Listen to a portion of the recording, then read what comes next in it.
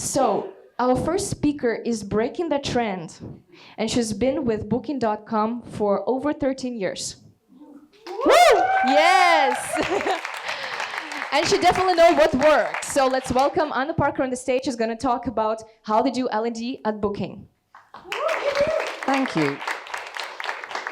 13 years is a very long time, but I still love it there. I still laugh every day. I still learn every day. So that is why I stay. It's not that I'm stuck. It's choice. So what I thought I would do is I would talk. Oh, there is me. I'm heading up the L&D business partnering team.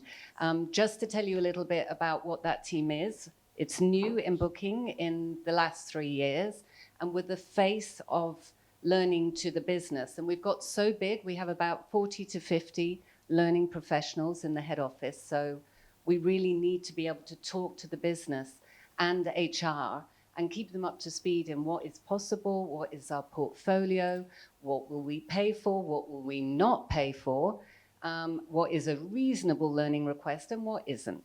And we do that while smiling. So this is our job. And what I thought I would do today is I would show you how we designed and positioned our portfolio.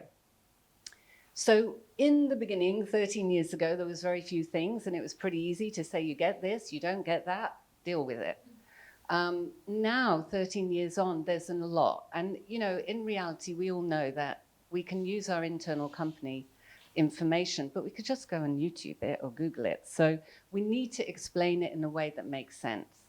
Now, because you're going to get these slides afterwards, I thought I'd just pop this one in for you, which is our, some of it's got a little messy, but this is our principles. And this is how we say no politely. We need principles to be able to explain to many different parts of the business why we're doing what we're doing, why we're not doing what we're doing. So I'll let you lead at some time, but read later. But we, you know, basically we're saying we're using our own internal learning now because we've got it. So with our own internal learning, how do we explain it to the business in a way that is simple? Because I know that the rest of the speakers are going to really talk about the development and the design of learning, the visualization of it, and the delivery of it for impact. But it does start with a learner having this question, which is, how do I find learning easily when I need it? And so they come to us with questions like, I need this, I've had an idea about that, how do I find it? And so our struggle, and we took an offsite to do this, was, and it took some time for us to think, how do we position this just in easy blocks that your brain can then move to the places you need to move and find the learning you need to find? And this is how we did it. We had 4 pillars, and we divided them up by audience. So we said, we're going to have learning for everyone. We're going to have learning for roles and crafts.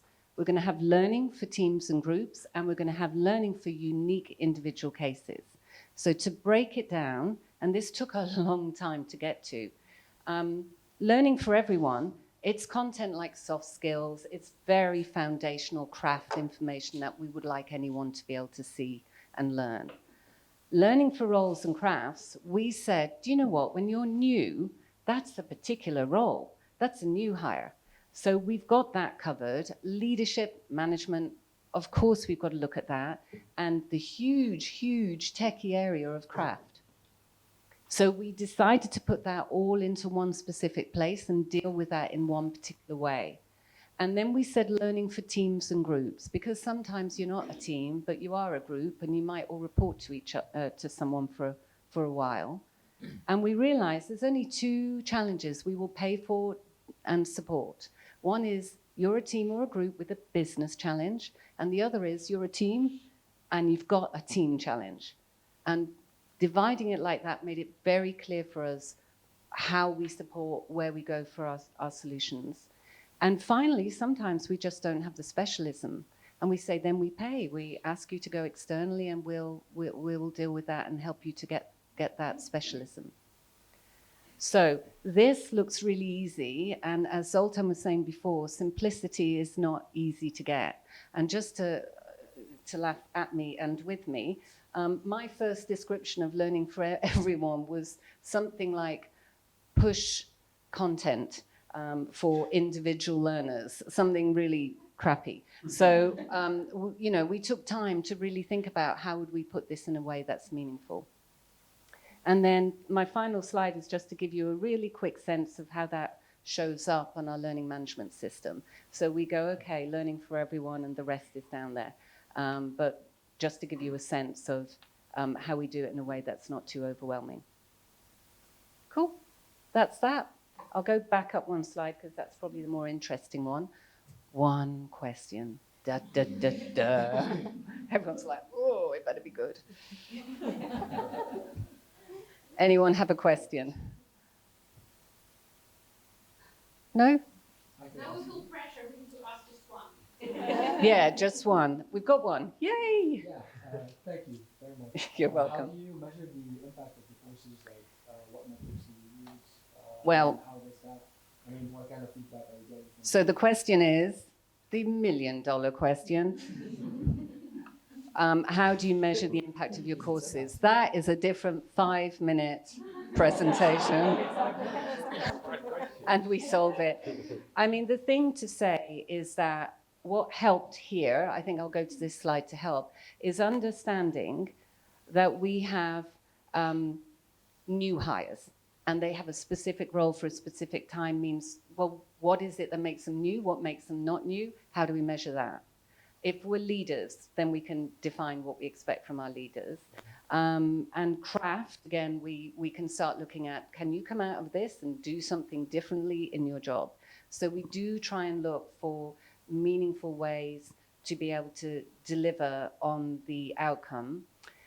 The thing I would say, and I'm passionate about, and then I'll stop because it feels like a different topic, is I would like to see anything that we do show up in a business process, in a literal, not a behavior, not a skill, but in a process that goes on at work, because then I can measure it. Kind of like practice what you teach. Yeah. Cool. That was it. Thank you.